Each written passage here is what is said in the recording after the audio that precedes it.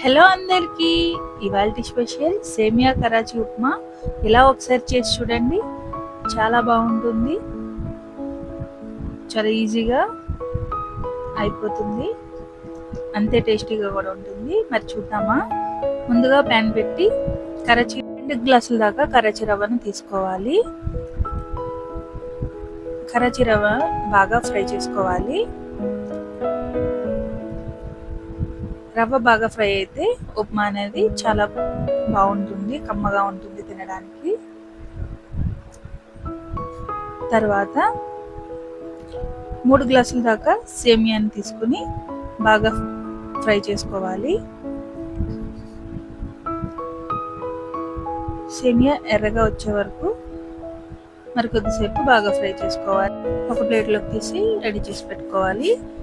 తర్వాత అదే ప్యాన్లోకి కొద్దిగా ఆయిల్ వేసుకుని చిన్న అల్లం ముక్కలుగా కట్ చేసుకుని వేసుకొని బాగా ఫ్రై చేసుకోవాలి. అల్లం బాగా ఫ్రై అవ్వాలి. తర్వాత శనగపప్పు వేసి ఫ్రై చేయాలి. మినపప్పు, ఆవాలు అన్నీ వేసి ఫ్రై చేసుకోవాలి బాగా.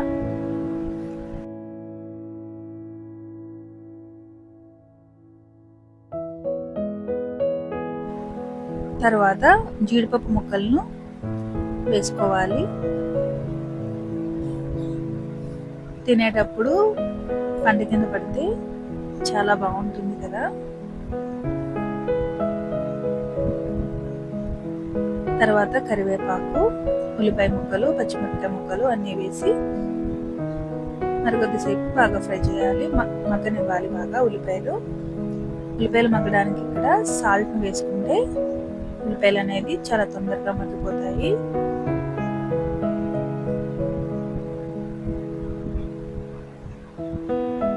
తర్వాత హాట్ వాటర్ వేసుకోవాలి. హాట్ వాటర్ వేసుకుంటే ఉప్మా అనేది చాలా తొందరగా అయిపోతుంది.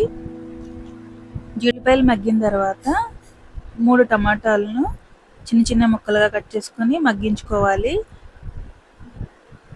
నేను ఇందాక వాటర్ ముందు యాడ్ చేసేసాము మర్చిపోయి. ఈ టమాటా ముక్కలను ఉల్లిపాయలు మగ్గిన తర్వాత వేసుకుని బాగా మగ్గించుకున్న తర్వాత వాటర్ని యాడ్ చేసుకోండి మీరు. తర్వాత వేయించి పెట్టుకున్న సేమియాను వేసుకుని బాగా కలపండి. లో ఫ్లేమ్లో పెట్టి చేయాలి. తర్వాత వేయించి పెట్టుకున్న రవ్వ ఉంది కదా, కరాచీ రవ్వ, కొద్ది కొద్దిగా వేసుకుంటూ తిప్పుతూ వేసుకుంటూ ఉండాలి. లేదంటే రవ్వ అనేది ఉండలు కడుతుంది, చూసుకోండి.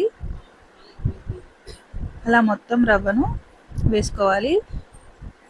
ఇక్కడ 6గురికి సరిపడా ఉప్మా చేస్తున్నాం మేము.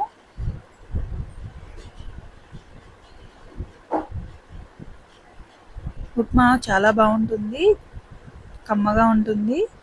ఇలా ఒకసారి ట్రై చేయండి మీరు కూడా. చూసారా, ఉప్మా రెడీ అయిపోయింది. చాలా టేస్టీగా ఉంటుంది. ఎప్పుడూ ఒకేలా కాకుండా ఇలా కొత్తగా మీరు ట్రై చేయండి. ఇంట్లో వారికి ఉప్మా చేసి పెట్టండి, చాలా కమ్మగా తింటారు. సబ్స్క్రైబ్ చేయండి, లైక్ చేయండి, కామెంట్ చేయండి. Thank you.